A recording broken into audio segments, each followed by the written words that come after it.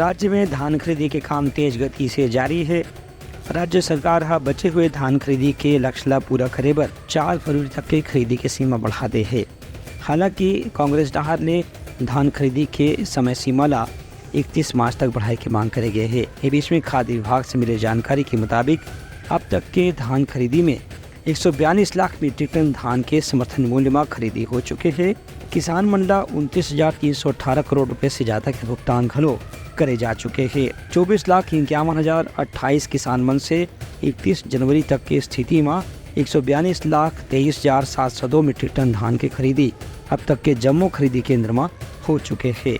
एक बर 102,74,132 metric ton धान के उठाव घलो करे जा चुके हैं। भारतीय खाद्य निगम ढाले प्रक्रिया ला जल्द से जल्द पूरा करे जाते।